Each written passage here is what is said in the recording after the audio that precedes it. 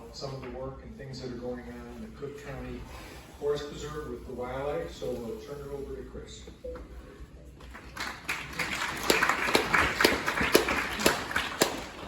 Okay, we'll try and move it along here a little bit so everybody can get out and get home. So the thing about the district you have to understand is we're over 70,000 acres now. Over 11% of Cook County is Forest Preserve District, so we're very fortunate to have had the forethought of people over 100 years ago that set all this land aside. So it's an amazing, amazing place. They're the largest metropolitan area in North America, and we're able to look at the wildlife in it. Mark wanted me to talk a little bit about the scope of the wildlife. Most people don't realize that if you look at the list of endangered and threatened species, both flora and fauna for the state of Illinois, typically Cook County is number 1 or number 2, which is counterintuitive.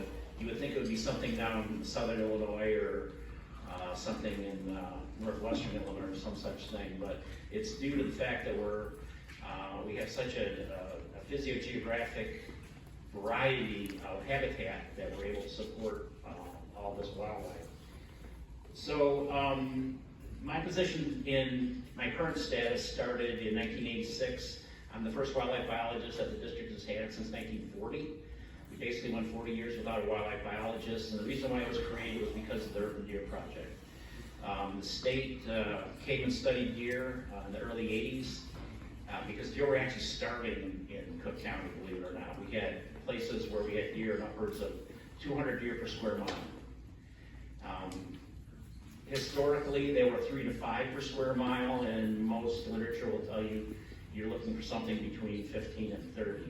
So this is the reason why I got a job originally. When I got the job, I was told to do 2 things: run the deer project and address deer wildlife concerns as they came up. And I didn't even have a job description for the first 8 years, and when I did, I wrote it. So that'll never happen again. My interest was in disease, so that's the direction I took the project. And my supervisors at the time didn't care, and that's the way we went, and that's where we're at today. So a lot of conflict with urban deer.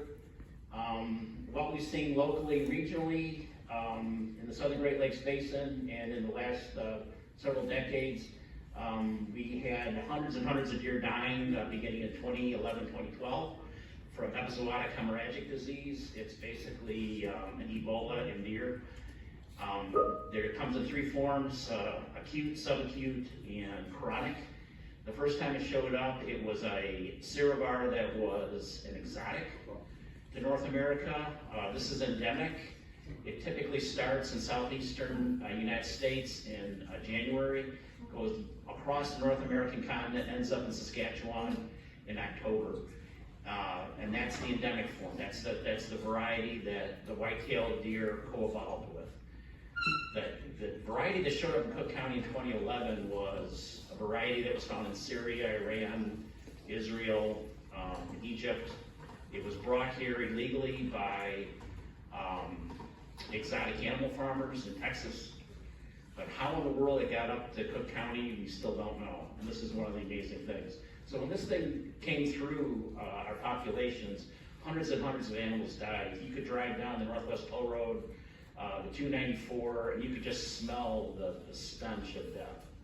We lost upwards of 80% of the population in some areas. It was absolutely dramatic as the number of animals that we lost. We use animals as biomonitors. We use animals to understand how zoonotic disease moves across the landscape. So to do that, Stan alluded to the fact that radio telemetry is so important. We will put a radio transmitter on anything. We put radio transmitters on bumblebees 2 years ago. So it's gotten to that point. So anything and everything that's out there, we'll put a transmitter on it to understand how they move across the landscape, so we can understand how disease moves across the landscape. And more importantly, how animals come in contact with other animals and ultimately us. So we capture deer at this time of year. We radio collar them, we put tags, we draw blood, we take metrics, and then we release them. So these are various types of transmitters. We have an expandable transmitter for bucks during the rut.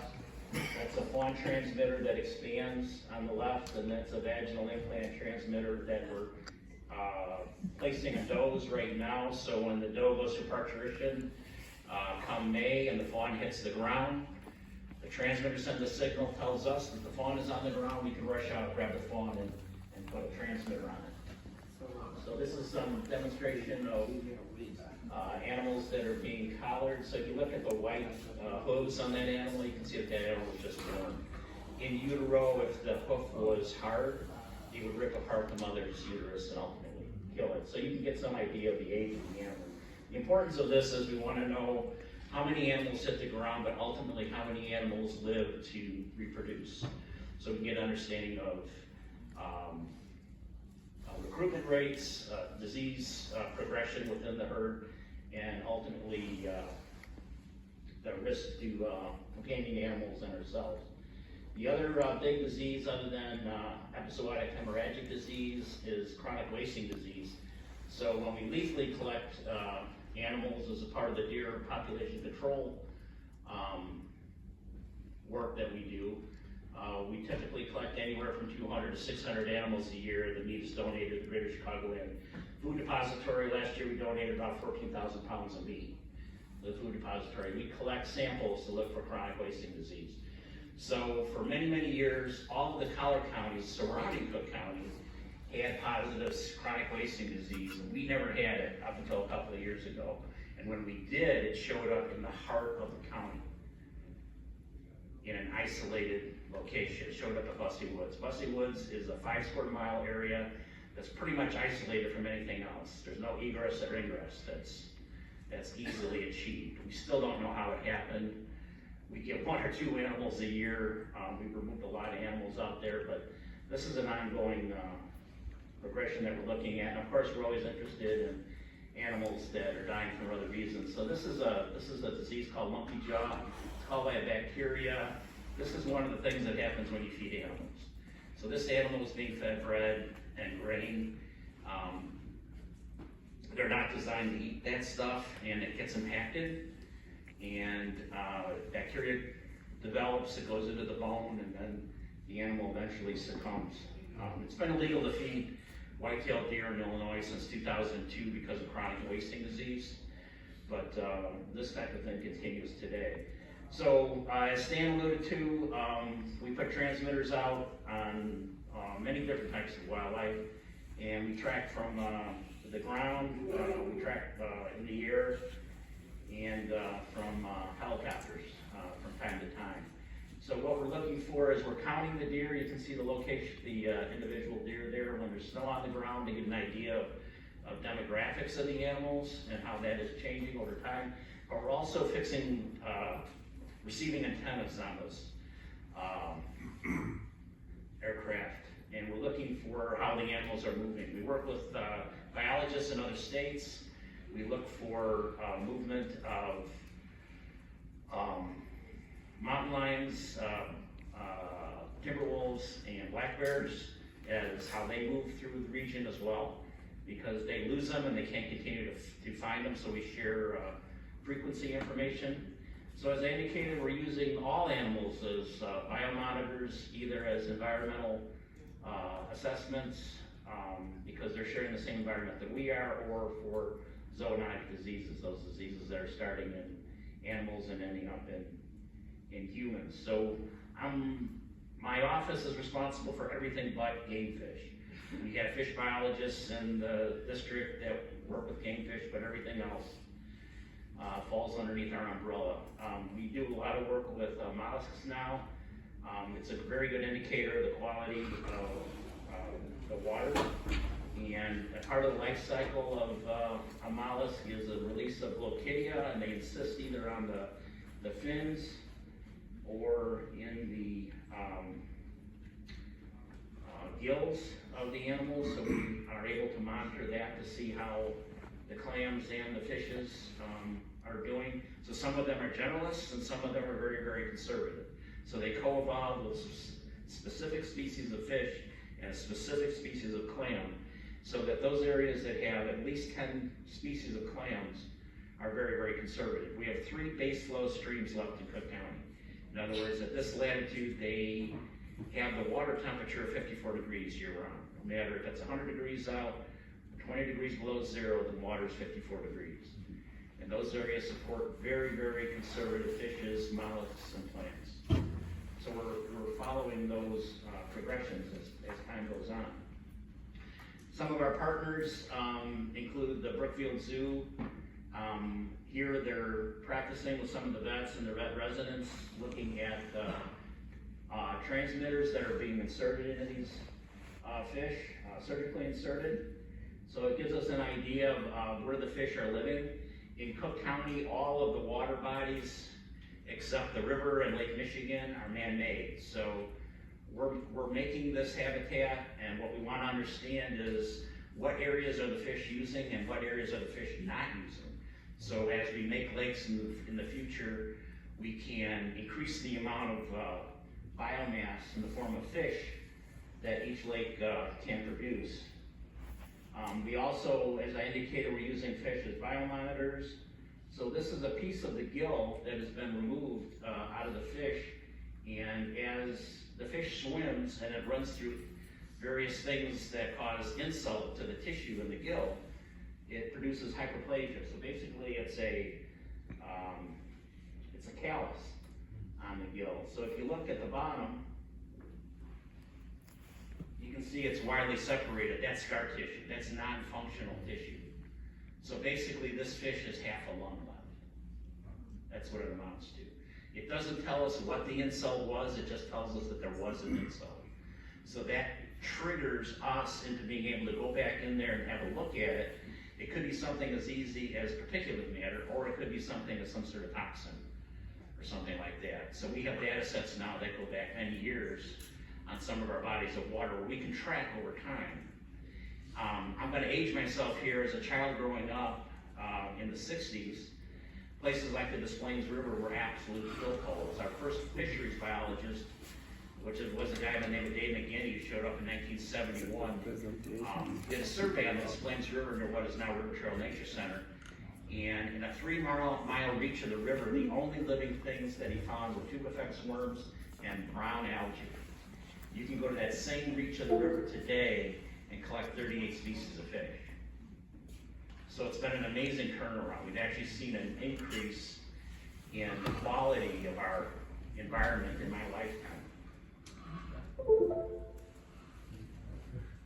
We also monitor the recruitment in all the different species of animals. So here we're looking at baby snakes. We are very interested in species that are called K species. These are species that reproduce at a very, very slow level and are very, very susceptible to either our actions or actions of some other action on the environment. So in this case, this is Massasauga rattlesnakes. They don't breed until they're very old, and when they do breed, they produce very few young. So it only takes a handful of animals, handful of breeding females. Stan alluded to how important that is. If you lose just a handful of them, the whole population crashes. So species like this we monitor on a regular basis, and what we don't want to see is that. So when we find a big group of dead snakes in one spot, something has happened. So that will trigger an investigation of sorts. This is a salamander with polydactyly. In other words, it's got more fingers than toes than what it should have. And what we have found out in the district is that all of our land is former agricultural land, and all the old farmers had their own dump. None of the farmers paid to dump their stuff in a legitimate dump site. So what we found out in this case is that this pond, this ephemeral pool that this animal was growing in, had a compound in it of a substance that had been banned since the 50s. And it was still a persistent, it was still there, and all of these salamanders are born with multiple toes. So here again, we're using animals as biomonitors. We're trying to use them to tell us about the environment that we all share. As a part of our regular protocol, we draw blood on many of our animals that we handle and or tissue.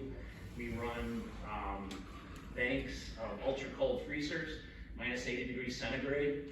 And as long as the power's on, the blood or tissue remains viable. And CDC, NIH, public health, various universities use us like a library. So they can come to us for samples that in some cases go back over 3 decades. They use us like a library. So you can find out when a disease showed up on the landscape and more importantly, how it moved across the landscape.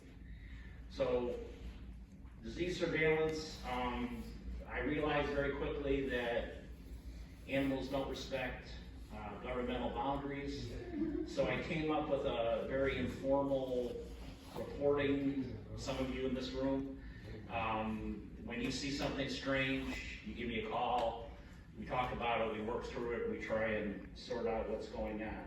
So I'm going to run through a couple of examples of case studies, disease-wise, that have occurred in the district that we've actually investigated. When West Nile virus first showed up, we were a part of the effort to go out and actually monitor. This is during the flightless period of Canada geese. We go out and we band with the state and/or the feds, and we were drawing blood. We also maintain bird banding permits. This is a cooperative bird banding. This is waterfowl, where 7 different states and 4 different universities get together and we all band ducks. And we take samples together, looking for West Nile virus amongst other arboviruses. We had an opportunity to work with Army Corps of Engineers looking at environmental eDNA. When Asian carp started moving to the Chicagoland area, we were getting positives all over the region, but there were no carp there, no Asian carp there. So what the thought was that some of these fish-eating birds were actually consuming the Asian carp somewhere else, coming here and defecating and putting the DNA into our systems. So we were able to work with them. We put GPS trackers on double-crested cormorants. This is up in Barrington, Dacre Lake, and it was fascinating. So what we found out was not only do cormorants migrate through and they do eat Asian carp, the vast majority of them, about 90% of them, did what you would expect. They were born, they grew up in the Barrington area, they fished within about a 10-mile area, which if you look at the energy dynamics of the whole system, makes sense. But there was about this 10% group that would fly for days and go up to Canada. Another group would fly for days and go down the Illinois River. They would fish and then they would come back. They would come back with whatever they brought back with them. So they were kind of behaving like penguins. You know, penguins, they go out, one mate stays back and the other one leaves for a period of time, catches a bunch of fish and comes back. They were doing the same thing. Nobody knew this was happening. So these guys are actually going down to the Illinois River, eating Asian carp, coming back up and defecating the Asian carp DNA all over the Chicagoland region. And no one knew about it. So that's winter home range. There's your cormorant. We also began an urban osprey nesting program. So this was a project that I observed in northern Wisconsin. I called the biologist up there and he said they stole it from Minnesota, we stole it from Wisconsin. We adapted it. Prior to the placement of the poles, we had 0 recruitment of osprey in the region, and due to either wind blowing the nest out of the air, out of the trees, or raccoon predation. So now we're able to go in and grab these birds during the flightless period and ban them. One of our biologists designed an adult trap for ospreys. So how do you catch an osprey? It eats only fish. So we were thinking about putting out like a kiddie pool and throwing some goldfish in it and put a net over it. But she came up with a better way of handling it. We ended up catching an adult and it had this band on it. And when we sent that band in, we found out this bird grew up and was banded on a pole up in suburban Milwaukee. So when she became reproductively active, she found another pole only in suburban Chicago, and set up nesting. And she nested here for many, many years. So it's a fascinating story of urban adaptation. We also just had a osprey that was in the news, an osprey that we banded a year ago in Lamont, and almost a year to the day it was picked up in Colombia. So here again, if you're looking at how disease moves across the landscape, incredible distances. So there's some of the young. Another thing we've looked at are raccoon roundworms, ticks and fleas. We worked with a number of researchers looking at the gut contents of ticks and fleas, actually squeezing them out and growing them in media, and then looking at what's inside of them. Also looking at roundworms.